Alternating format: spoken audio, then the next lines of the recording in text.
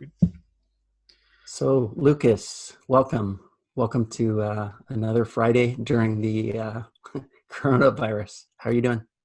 Doing well, thanks, Mark. Yeah, really excited to be here today. Nice, nice. Let's get right to it. So, tell me about your story. Why are we talking? How did you get here? Because I think it's an interesting one and one that I think a lot of people could learn from that they, probably are going to be surprised hearing. So, Mm. tell us a little bit about how you came to be here. Yeah, sure, man. So, I guess my journey into biohacking started out with, I struggled with like reflux and heartburn when I was pretty young, and I was fortunate enough that you as well. My dad was a pharmacist, and I thought I had the absolute privilege and the luxury that I had access to, reflux medications, Yeah. and I started using them at the age of like 16, and it sort of was like a mask that I could basically eat whatever I wanted, and then I could just take a PPI, and then come out the other end fine with no symptoms. Yeah. And then I started looking deeper into it and thinking like, right, this is not a sustainable solution. Like, what's the root cause of this reflux? And that's when I sort of just delved into the whole biohacking space, and then just started experimenting with different like bitter herbs and things like that, and then just found out that ultimately I needed to raise my stomach acid, not lower it. And then over time, it literally just disappeared. So I guess that was my journey. I sort of just fell in love with researching, spending hours on PubMed, and just um, some underground biohacking forums and things like that. Um, Geeking out. just geeking out, man. Like I spent hours on Reddit when I Yeah. was when I was a Yeah. bit younger as well. Like always posting cool stuff. In fact, people can stalk my older content if they just search Loxo55. They can Okay. filter through my posts, and there's some pretty epic um, posts there. So yeah. Yeah. Well, yeah, it's interesting that so many things that we're told to believe and so many things that people do believe is actually opposite of the case. Mm, And I had the same experience where I fixed it myself, and and then you come to find out 90% of people with this condition have too little stomach acid. Yeah, 10% of people have excessive, and it's real, but telling everyone that they need to reduce stomach acid can be counterproductive, mm, uh, educational to say the least. mm. That said, tell us about your story with one in particular. You wrote a great article that I read and shared in my group, and I got a ton of comments. And it was surprising to me uh, just seeing how many people had that experience that you had. So tell us a little bit about going through that experience, and I think it's surprising for a lot of people. Yeah. So you're referring to the ashwagandha. Yeah. Yeah. So about 4 years ago, I was working for a nootropic company here in Melbourne, and putting together, experimenting with different formulations, and I received a sample of this particular ashwagandha, the KSM 66 form. And I remember receiving it and excited to try it. And I do remember the very first time I tried it. And I definitely remember something very distinct that happened the first time I tried it, where I noticed like a very strong acute anxiolytic effect, like this different, just a very strong. And at the time, I'd been experimenting with heaps of other compounds, and this one in particular really just hit a different part of my brain that I was like, right, this is a bit unusual. And then I remember like a few days later thinking, like I noticed that my personality was a little bit different. I was like, right, I'm starting to behave a little bit differently. Like, I'm a little bit more like not subdued, but more like depersonalized, like not feeling myself, like detached from my emotions. And that translated to PSSD symptoms as well. So like blunted orgasm upon ejaculation, like zero sensation down there. And I was like, right, yeah, this is becoming a little bit troubling and a little bit alarming. And I sort of just pushed on and thought, right, it'll just disappear. It should just go away.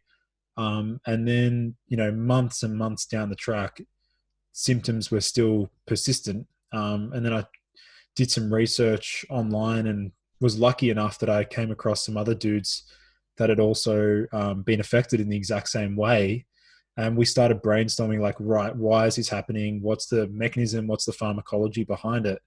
And we realized that what it does is that ashwagandha actually desensitizes the 5-HT1A receptors. So it's like a type of serotonin receptor that a lot of the SSRIs also desensitize.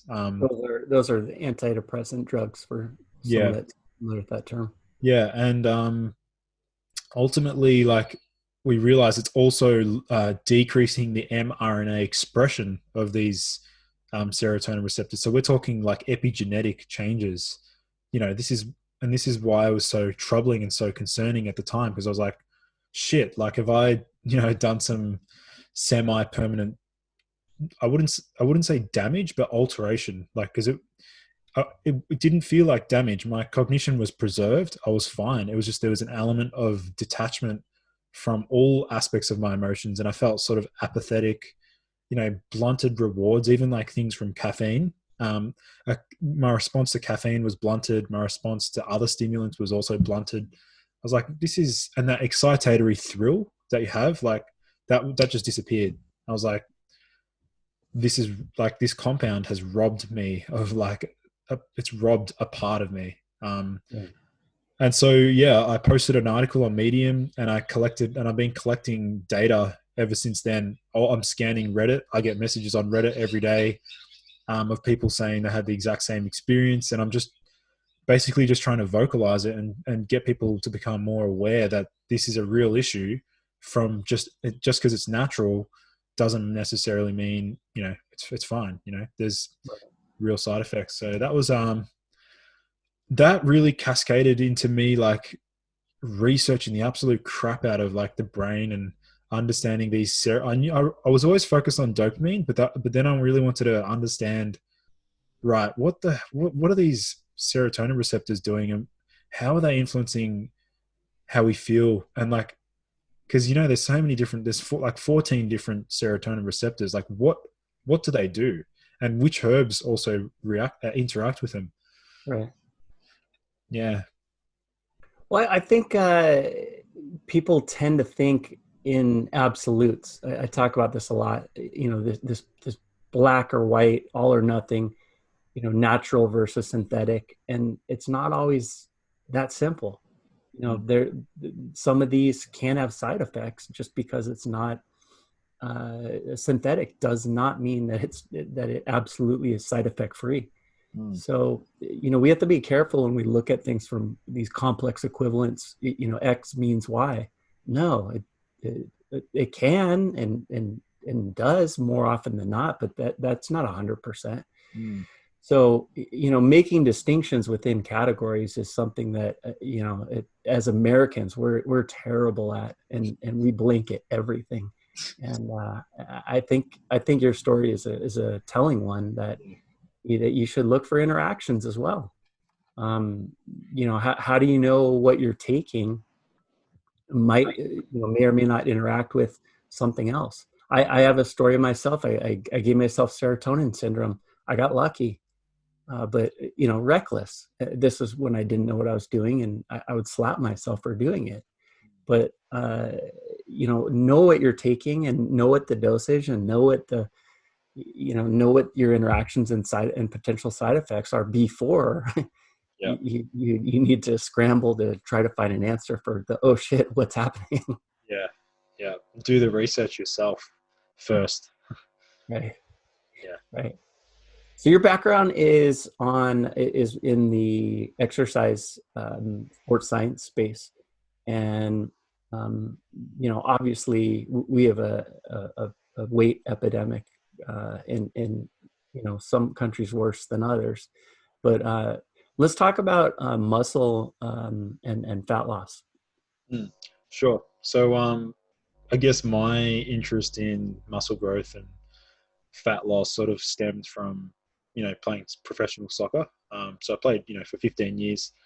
And back then, like I think the very first sort of like supplement that I was experimenting with was actually astaxanthin. You familiar with? Oh yeah, of course. I love krill. It's one of my Yeah, top. Yeah.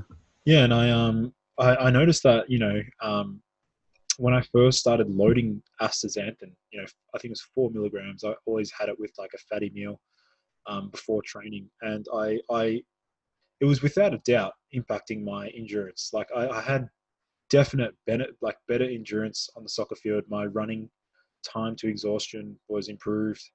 Um, I just felt, yeah, like general, not a stimulant sort of effect. I just felt like metabolically I was more efficient, Yeah. and also less out of breath as well. I felt like it was helping with like breathing capacity, and whether or not that's just due to its potent antioxidant effect, which I think it may have just been. Um, yeah, that really sparked my interest. I was like, right, this compound's cool.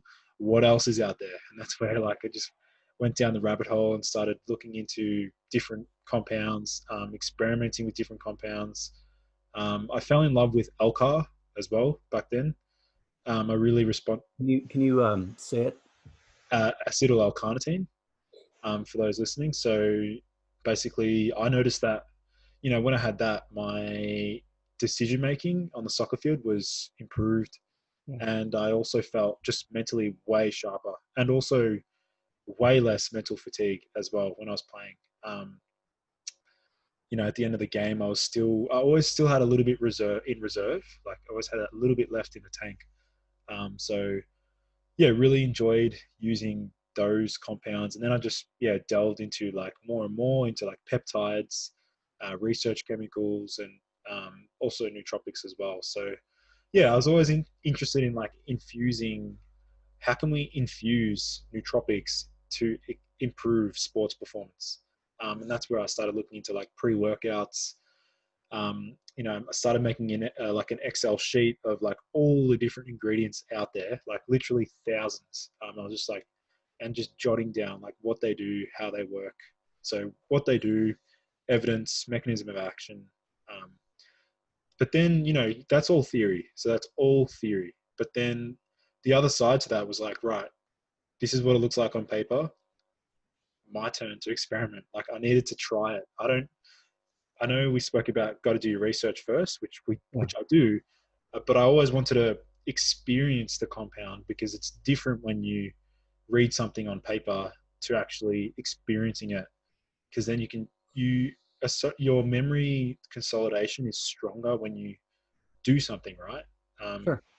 The more senses involved, is it like more like auditory, kinesthetic, um, the more senses involved in an experience, the stronger the learning effect is as well. So yeah, I got pretty fascinated into like peptides, and one in particular was life changing as well. BPC 157.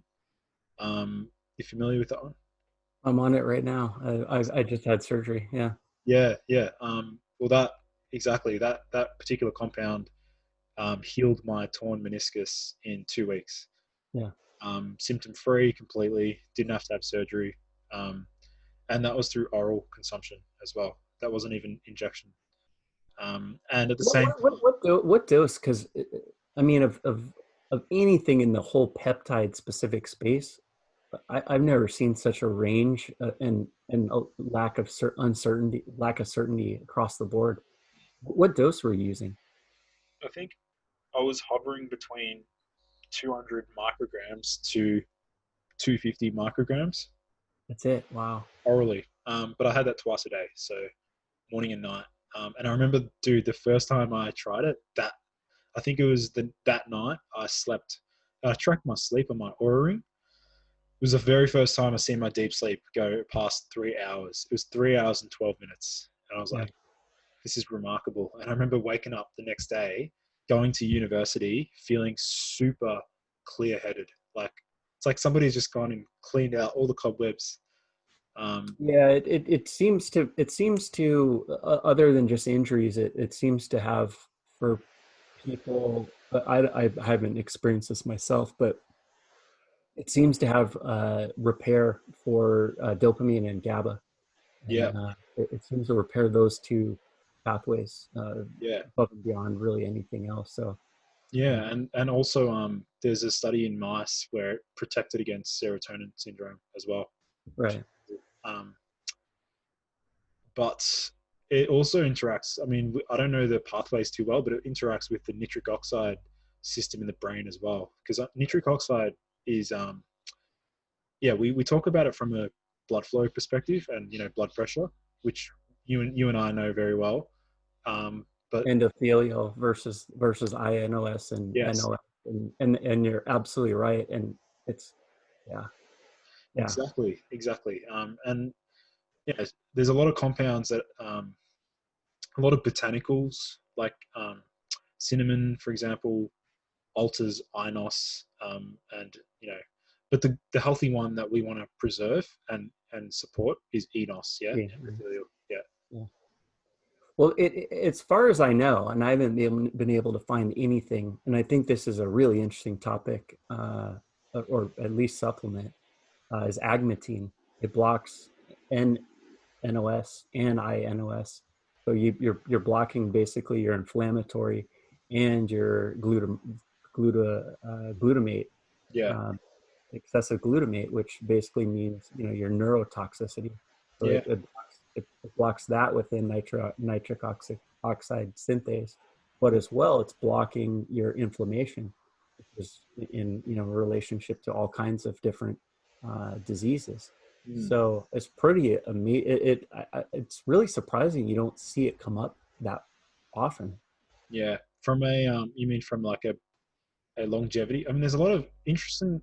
Well, what I was at where I was going, that was a terrible question. Where I was going with that is, are you aware of anything else that has that unique uh, action where it's improving the good and blocking the bad within that enzyme?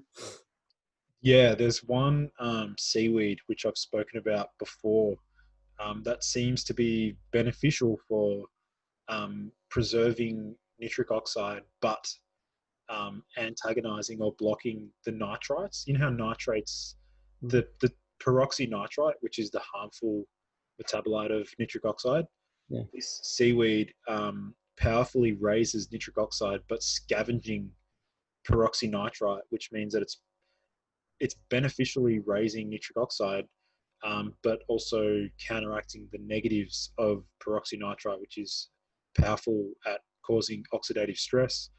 Um, and it's funny because that particular seaweed is one that I pretty much put all my clients on, particularly if they're guys, because it's got the best therapeutic efficacy for um, restoring erectile function. Because there was a study, I don't know, I can't find the actual original article, but it was a study where they compared it head to head with Viagra, and it actually outperformed Viagra across multiple domains. Um, so yeah, I mean that seaweed's from Japan. It's called Eclonia cava. Yeah, I've heard of that one. Yeah, they've spent millions, $30 million plus worth of research.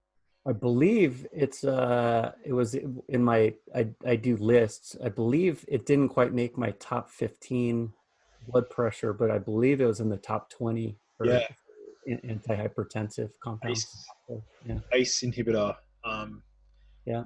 and And it also also, I think, has been linked to restoring hair growth. Now, yeah, here's something really interesting. They're now finding that blood flow and cutaneous blood flow, of course, to the skin is the single biggest factor. Obviously, men have something else going on, but women, and you're seeing this right now, a huge explosion in women that are experiencing hair loss. Well, that compound in particular, I believe, unless I'm mistaken, but I don't think I am.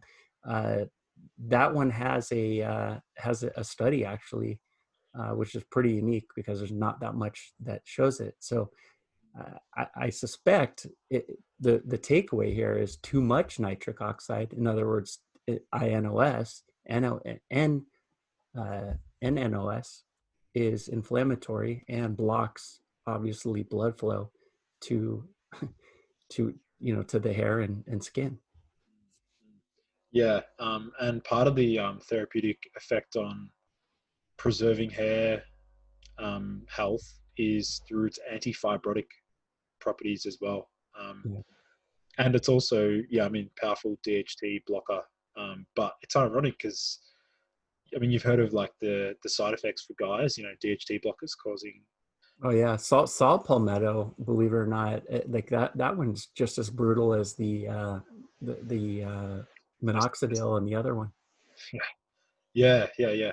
Um, yeah, that's the saw palmetto, and then nettle root. I don't think nettle root's too bad in terms of its DHT blocking effect because it has the I think it really matters where it's blocking the DHT because if it's peripherally, like external from the brain, then it's Right. unlikely to induce the side effects. The side effects, yeah. Yeah, Yeah, it's pretty gnarly.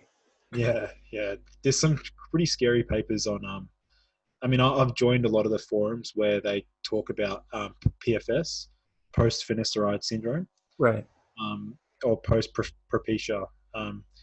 And some of the guys, like we're talking years later, they're still suffering from a host of side effects. Right. Right. Right. And it's not just related to DHT. We're talking like androgen receptor silencing and changes to gene expressions and, Right.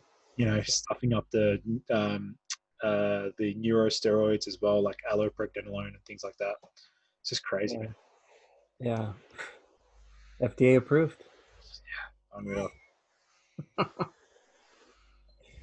So what about I have my list of drugs that I avoid, I would never take, and generally recommend others don't, or at least look. What are some that we talked about? Prilosec, which is a PPI, proton pump inhibitor. What are some ones that make the top of your list? To avoid, I would say, well, Well, here, why? Tell for I know obviously, but let's talk about PPIs. Why are they problematic? geez, okay. So starting from the top. So I'm a naturopath, or studying to be a Yeah. naturopath, and we understand that gut health is like first and foremost the most important thing to setting the stage for good health. And by using a proton pump inhibitor, we are directly decreasing stomach acid production, which is incredibly important for let's say, three reasons. First one, protecting against harmful bacteria and pathogens found in our food. Secondly, it also helps break down our food, so breaking down protein and for adequate digestion. And then thirdly, we need adequate stomach acid to actually absorb magnesium, B12, and iron. Right. And without those, and there's even more nutrients, and without them, health will deteriorate rapidly. So just by using PPIs, someone can basically cause SIBO, so small intestinal bacterial overgrowth, protein maldigestion, so then they become protein deficient. They're Right. also becoming magnesium deficient, which is going to influence blood pressure, as we mentioned before, and also sympathetic and their stress response, and then B12 and iron. So then there goes your energy. So, just from a single medication, your health can literally deteriorate. Um, so, and it's ironic because, like, there's a particular bitter herb. Have you heard of gentian? Yeah. Yeah, gentian's like, dude, this stuff's incredible. Like, literally, you don't even have to swallow the herb. You can literally just put some in, like, a couple of drops in, like, water, swish it around, put it in your mouth, like, swirl it around the mouth. Ours is called bitters, just for if there's an American watching it, and they actually mix it in drinks. Swedish bitters, is it? Yeah, bitters. Yeah, Yeah. it's Gentian bitters is the full name, but you'll see it in Angostura, which is where it comes from in the Yeah. Caribbean. bitters. And I think what you're talking about, in my opinion, I think it could benefit anyone Mm. except for someone that has excessive, which is rare, excessive stomach acid issues. Yeah, yeah, and I mean that herb, um, even like I said, even without swallowing the actual liquid, you can still get the benefit for reducing reflux just by getting it to expose to the back of your tongue. Like just the bitter principles applied to the bitter receptors at the back of the tongue can then trigger like a cascade effect on changing the esophageal tone and improving peristalsis, so you're getting more movement, and then you're triggering stomach acid release, and then you just feel that opening. Like both you and I, we have hernias. Yeah, we spoke about this. I don't anymore. Yeah, there you go. Congrats. Um, yeah, I mean, I've still got mine, obviously, but I don't experience the reflux unless I uh, do certain exercises in the gym, particularly like rowing. Geez, rowing is like the worst Yeah. for the reflux. It's literally squashing the diaphragm. Um, Yeah. but yeah, I guess like I right now I tend to hover around artichoke extract as like my preferred bitter, like my preferred bitter herb. Biostimulant.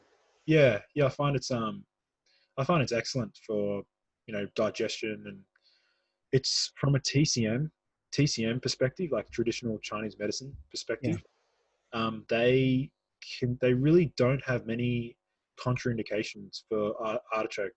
Um, all they say is it cools the liver. So when they say it's cooling to the liver, well, inflammation is heating, is warm. So they're saying this is a good herb for reducing liver inflammation, and that just makes sense, man. Like it supports bile production, Yeah. and bile is incredibly important for detoxifying the liver and the gut. But then also from a naturopathic point of view, from like a materia medica perspective, artichoke is considered hepatotropho restorative, which means that it's literally like restorative, similar to NAC, similar to glutathione. It's regenerative to the liver. Yeah. So I use that as my liver herb of choice, and I think everyone should be on some sort of liver support. Yeah. Um, and just for me, that's what works well for me. I mean, I could have chosen milk thistle, I could have chosen Shazandra, but artichoke seems to just fit nicely for me. Yeah. Well, I think glutathione is an interesting topic in general. I was reading today black seed oil. Interestingly enough, it's probably the strongest glutathione stimulant that outside of glutathione injections that you can take. And of course, what do most people take it for? To experience the anti-anxiety relief, or you have a ton of people in the opioid and or benzo recovery community. Yeah, Well, geez, uh, glutathione. When the dust settles after this COVID thing, that might be one of the three pathways that actually absolutely destroys the virus, because they've already found that suppressed glutathione makes you incredibly vulnerable to uh, adverse events with respect to the infection. So I think it's interesting that we're not talking about glutathione, and there's two major enzymes that regulate and control this. Two. Um, yeah. definitely. Yeah, I mean, are you a fan of like what other biohacks are you um, interested in for like supporting glutathione? Are there any other like compounds you like? I'm basically on the NAC. I do a medium dose. I don't, I sporadically will go high dose when it's needed, but that's really it. My thought, obviously black seed oil, but I think it's pretty well covered. And I think if you support the other enzymes that are involved, I think you can be pretty solid with respect to glutathione, unless of course you have some sort of deficiency. But if you remain in health, you should be okay, and you shouldn't need to be doing glutathione injections like a lot of these guys do that are in the bodybuilding community. Um, but I don't know. I'd be open to doing it if it was needed, but I don't. Yeah. How about yourself? Yeah. Yeah, I guess my rationale is like, so preserve exogenous glutathione use for when it's really needed. Yeah. So under the circumstances that you've literally induced liver damage Right. through something, let's say alcohol, or that's when I would call upon um, exogenous glutathione, or have touched or have experimented with a toxic drug or compound, which I know is toxic, but then I'll use something like liposomal glutathione to help at least correct some of the damage that has been done. But otherwise, at baseline, I recommend using compounds like what you're using and like NAC, things that aren't directly glutathione itself, but things that increase the production naturally. And artichoke. It wouldn't surprise me if artichoke does that. Vitamin C, liposomal vitamin C does that as well. Sure. Um, Brazil nuts, plenty of selenium. Um, Organ meats, geez, look at them, like kidney as well. I think I think there's another use for there's two uses for NAC that I've found that are interesting. Uh, but aside from that, I don't have a history of addiction or anything like that. But it seems to at a high dose be effective for certain addictions. Mm, It seems to be very effective for bipolar, almost even not necessarily for anxiety, not necessarily for unipolar depression, but evening someone's mood swings out. But as well, you see that with addictions, and I think at 3,000 milligrams, they actually have smoking cessation studies that are coming out now. But I found that 500 milligrams before, it's not like I really drink like I used to. But if I have some drinks, I'll take it about 30 minutes before, and it blocks the toxic effects from, at least reasonably, in theory, seems to have those effects. But the other benefit I found is that it really clears my lungs out. And I had a post nasal drip for a long time, and if I stop taking it, it comes back. So yeah, I think people take it in too big of a dose, generally speaking. So to the end that you're talking about, you could probably benefit from lowering it, mm. Yeah, exactly. unless of course you're bipolar, then enjoy. Well, actually, one compound. Now that you bring up bipolar, Yeah, uh, had a very positive experience with uridine monophosphate. yeah, Um, that was probably like one of the earlier compounds that I experimented with. Probably around the age of 18, I think. And that compound turned me into a workhorse. Like I was incredibly. I remember there was a time when I actually, oh man, it just put me into this incredibly sharp state where I remember going out for lunch with one of my friends and his sister. Um, and I literally remember talking at a million miles an hour. And like, I just remember feeling so switched on that I could just, it's almost like I could predict what the other, it was unreal. It's like I felt like I could predict what the other person was going to say and finish their sentence before they even started their sentence. Like it was phenomenal back then. I as haven't good had, as reading you the cue cards. yeah, I haven't had the same experience. I don't really need to use uridine anymore at all because like I feel like it's sort of left my brain in a state where it's done its job. Like it's sort of with the D2 receptor density. I feel like it's sort of left me in like a permanently enhanced state, um, and that's what I like about certain nootropics is like how can you use them for a few weeks or whatever, and then get off them and still get the benefits, like still Mm, linger. yeah. So yeah, uridine was yeah because I mean, the reason why I brought it up is because there's a pretty impressive study where they were using that to treat bipolar, and it's just mood stabilizing from my experience. Yeah. Right, right, right. Mm. So one thing I think, just hit the rewind button.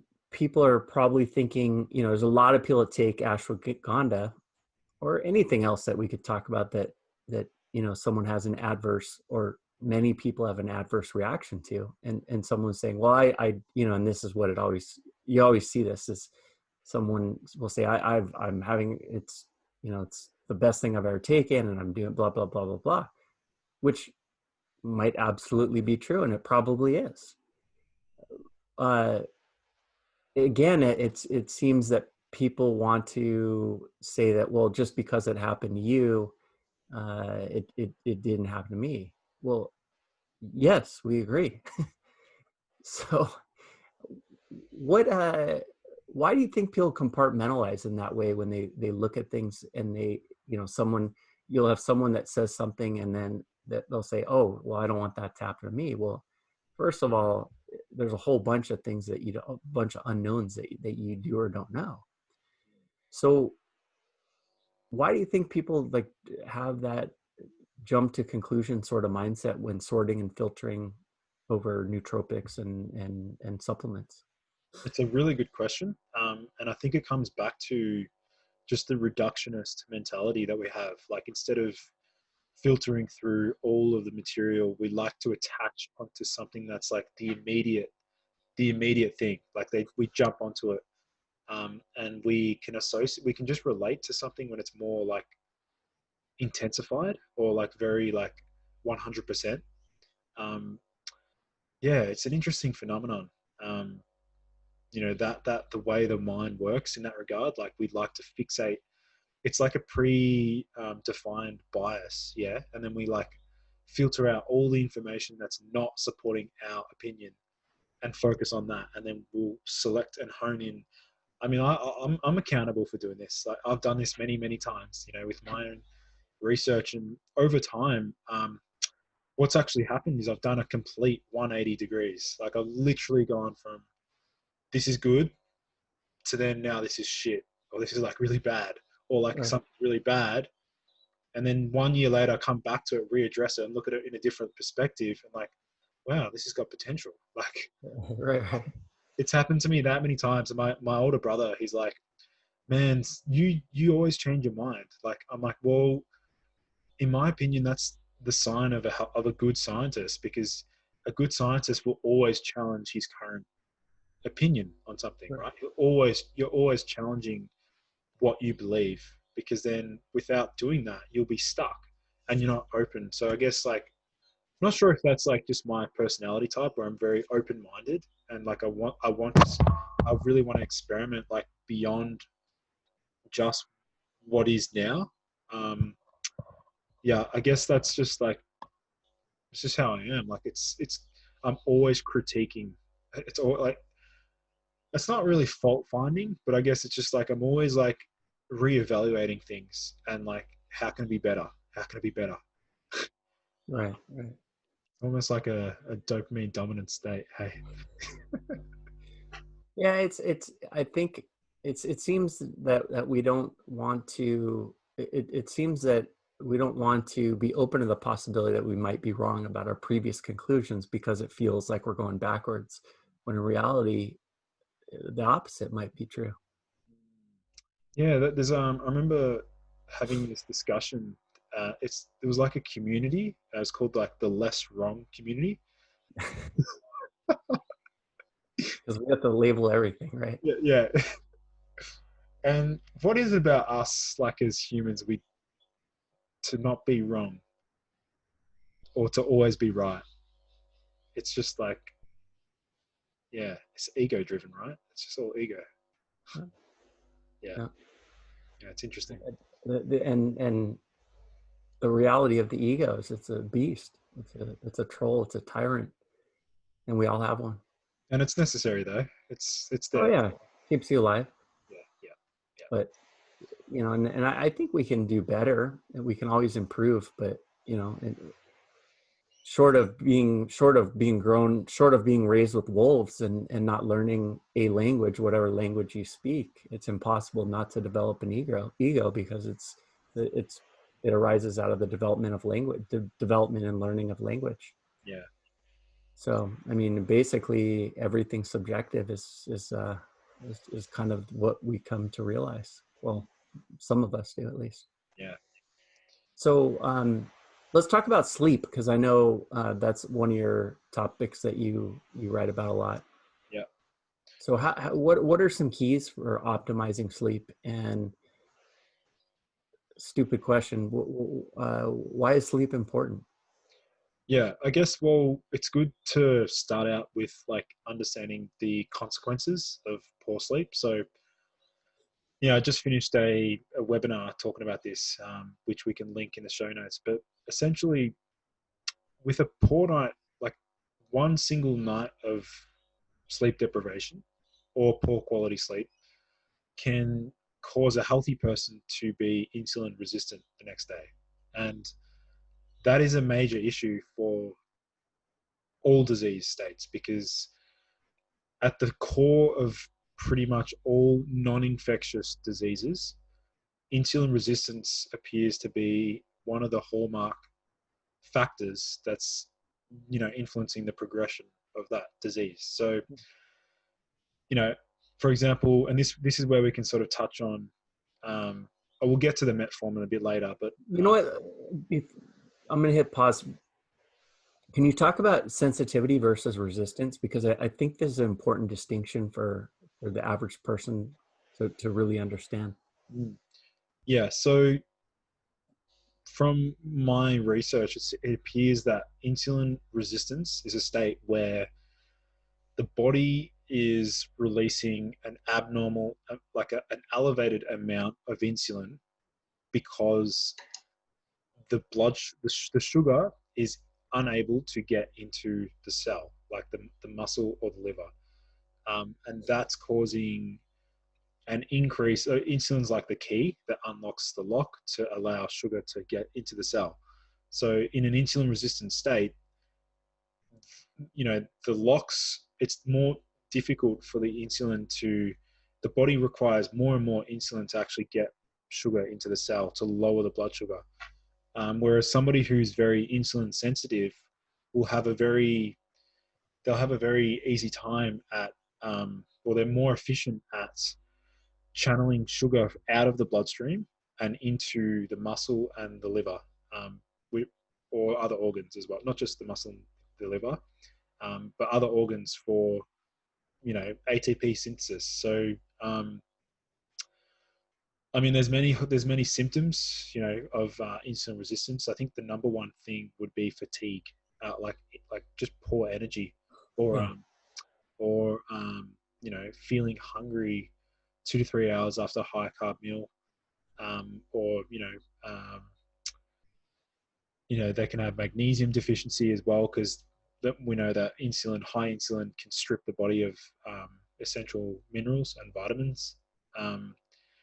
And so, yeah, going back to the sleep aspect, so one poor night's sleep, like let's say 6 hours or 5 to 6 hours of sleep, well, that's already going to raise your cortisol the next morning. So you're going to have a higher cortisol, awakening response.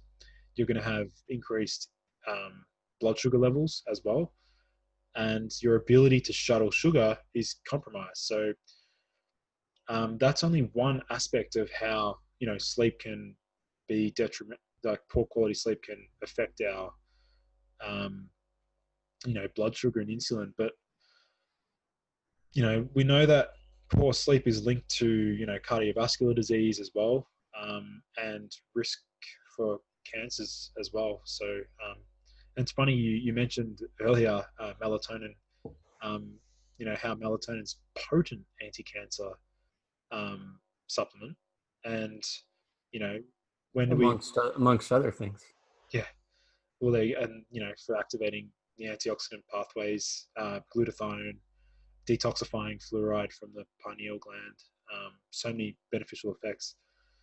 So I guess for the everyday person, I think the number one thing that they can do right now is just to optimize their light in their environment. So first thing in the morning, if you can, try and get some bright light exposure, preferably from the sun.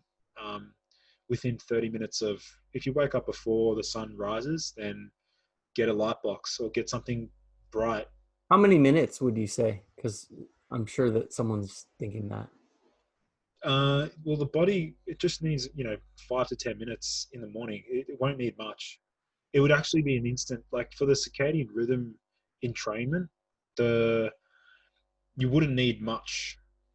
You would literally just need like literally a second, because that second is enough to hit the photoreceptors and then trigger all the downstream effects and then help with that melatonin signaling that night as Yeah. well.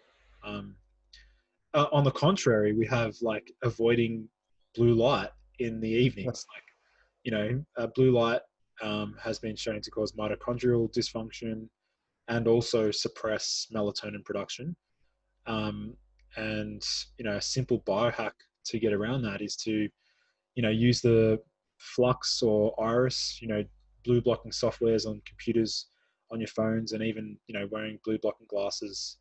It's probably my number one most consistent biohack that I've been doing for the past like 5 years is like 7 o'clock every night or like 6:30 every night. I'll put on my blue blocking glasses, and 3 hours later I'm yawning. I'm ready to go to bed. So Yeah. Yeah. um, it's a pretty cool drug-free intervention. Yeah. Yeah. Nice. What are some of your other favorite biohacks? Well, I actually like um, just getting really cold, like before bed. Just feeling like, you know, cooling the room down. I might have a shower.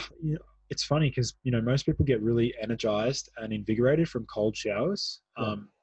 But I find I do as well. But if I have it about 90 minutes before bed, I actually find that it helps with my deep sleep. Yeah, it does. Yeah, it's really It's the same. It's the same thing. It's energizing for about, yeah, about 90 minutes, yeah, and then it's lights out. Yeah. yeah.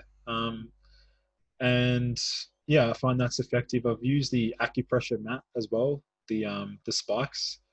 That's good, but you get tolerance to it really quick. Like I can only use it like once a week because the second night, it's like my endorphins. They know they no longer release after frequent usage. Um, yeah, I like to use GABA every now and then. There's debates whether or not it can cross the blood-brain barrier. But from my experience, whether or not I have a leaky blood-brain barrier due to the 5G network, EMFs and stuff like that. Um, I don't know, but it definitely exerts an anxiolytic and sedative effect when I use it in moderation, once or twice a week. Again, Right. tolerance is developed super fast with GABA. Um, and then, there's a, I used to use magnesium. I don't really need to use it at all anymore. Like I'm fine. I feel fine without it. But if I ever need like a bit of cortisol suppression, then I'll use like magnesium or magnolia or lemon balm. There's so many anxiolytic Sure. herbs out there. Right. So we talked about drugs that you that are not good, not pro health. Is there anything that you are, there's a few that are few and far between, but there's some decent medications out there that I think a lot of people are surprised to hear about, because they don't, they're used to hearing the crappy, statin drugs or antihistamines or uh, PPIs or SSRIs. But is there any pro health type of drugs that you think are worth discussing with the doctor? Yeah, I think one that seems to stand the test of time is the one medication that's been studied the most in the history of medicine, and that is metformin. And the reason I am a huge fan of strategic use of metformin um, is because I truly do believe that the benefits outweigh the risks. There are risks associated with metformin use, and I'm not going to deny that. However, on the time, there's strict criteria in which I believe metformin is conducive or productive to maintaining good health, and that is one, um, the next day or the next day after poor night's sleep, like a really poor night's sleep. I'm talking like you've been out to a party or you've been out, to a bar or clubbing and stuff like that.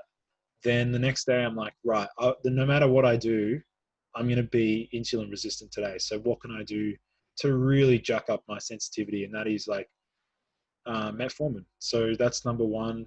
Number two is purely for when, and we all have binge meals every now and then. So for me, like, once every couple of weeks or maybe like on the weekend or whatever, I'll have like, I'll literally binge. Like I'll have like biscuits or, chocolates, and because I want to enjoy myself. So part of me is like, right, so if I'm going to do that, how can I have my cake and eat it too? So that's where, I call upon metformin. And the other time is when I cannot train. So I'll use metformin on days that I can't train. So on rest days, because there's no need. If I'm I'm pretty much training daily right now, but like, I'll have a rest day every now and then, like, and so metformin's best to use on rest days as well, because it's going to stimulate AMPK, and it also, what I've found for, Can you explain AMPK? yeah, so we've got AMPK and mTOR. So these are two metabolic regulators, and AMPK is directly involved in setting like cellular energy status. So anything that activates AMPK is going to switch on the genes that reduce insulin resistance and also promote glucose oxidation. Um, and also, the best way to think of AMPK is to think of fasting. So fasting is probably the most powerful way to stimulate AMPK. And it's ironic because metformin in and of itself, I call that fasting in a tablet, because what I also find is when I take metformin, it makes fasting so much easier, because the other thing about that is not many people know the effects in the brain. The metformin can reduce neuropeptide Y and also alter like neuronal neurochemistry to really suppress appetite signaling and reduce hedonic eating as well. And so when I take metformin, it just makes it so much easier to fast. I could fast for 18 hours without looking like thinking of food. So I find that's quite effective for that. And the other benefit for me personally is that metformin does what licorice does. And licorice is known to support cortisol. It's a potent adaptogen. Yeah. And it's an adaptogen because it increases the conversion of cortisone to cortisol. Like it has a sparing effect on cortisol. And Yeah. for someone like me with very low cortisol, which we can link it back all the way to ashwagandha, because we know that ashwagandha also lowers cortisol. And any sort of compound that lowers cortisol for me makes me feel worse. Right. And I mean, I've had Dutch tests performed and, testing and things like that. The good part about metformin is that it mimics licorice because it actually helps the body regenerate cortisol. And so people are like, what? An anti-diabetic medication that increases cortisol? Like, how does that work? Yeah. Yeah. But for me, that's good. I mean, because the way I can tell, man, is because like when I take metformin, I notice that my morning cortisol awakening response is stronger. Like I can, when you wake up and you need that cortisol burst to get you out of bed. When I use metformin, I notice that in the morning, it's way easier to get out of bed. I feel more energized when I get out of bed when I take Metformin. Yeah, yeah. Nice. Yeah.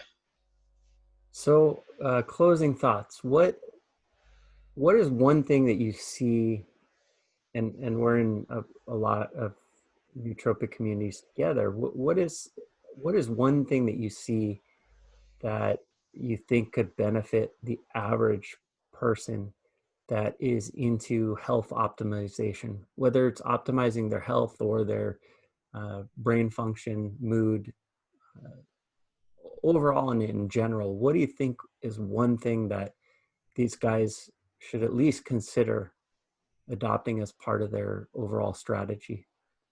I like that question. I would start with something extremely simple and really like simple, but big bang for buck. Like I'm talking like significant changes. For me, it would be like getting your steps in, like get just any like low intensity walks, just even walking, first thing in the morning, if you can get up and do some sort of movement, even if it's on the bike or just something, just get moving, because that really will. I mean, we can go into the neurophysiological response, but to it, but we'll keep it simple. It's just the body is designed to move, and um, I think the morning, like walking, is maybe after meals, you can do beneficial effects from that. Just in general, like for boosting overall health, get your steps in. It's that simple. Get 10,000 steps.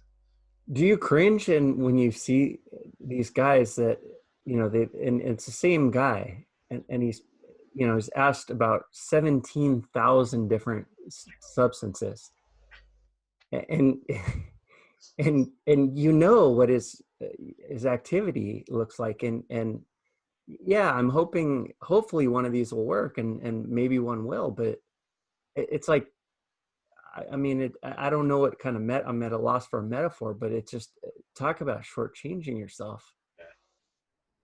It just Yeah, yeah. Well, they're the guys that they don't want to do the work. right. It's but then it's like, well, is it that they're lazy or is it that they don't have the dopamine to do the work? Or a combination of both. Yeah, no, like. I think a third also is that they don't believe it's the magic pill theory. Mm, mm, So I'm gonna let's go spend 8 hours tonight trying to find the next whatever it is, and yeah, I mean, I for someone that lived for many years being uh, horribly depressed and overcoming it. I mean, I know I have like 3 or 4 buttons. I can bring back every single symptom in 3 days. I need to stop doing a few to, literally 3 or 4 things. And I tell this to people, and it's like, I don't think they believe me. And yeah, the supplements are important, and the diet's important. Most of these guys aren't on diets, but there's 4 markers here, and the supplements are only one of them. So even if you nail that, you're still well shortchanged. So true, man. So true. So all right, well, I think that's a good point to cut it. It's Friday. I'm about ready to go for my walk, and I guess it's summer there. You're wearing a long sleeve shirt. Oh, it's actually winter at the moment. It's pretty cold. It's like 12 degrees Celsius. Oh wow. So Wow. it's pretty chilly. But yeah. I mean, I'm sleep deprived as we record this as well. Yeah. Had a pretty Yeah. late night last night, but yeah, no, it was good. I really enjoyed today's episode. Um, Cool. I'll wrap that up. So yeah, thanks. Thanks. We'll cut out this last part, but Yeah. yeah, I think I. Thank you everyone for joining in to today's episode. For in-depth show notes and lessons learned, visit nofilter.media biohacker.com/boost your biology. This has been a No Filter Media production. Say what you want.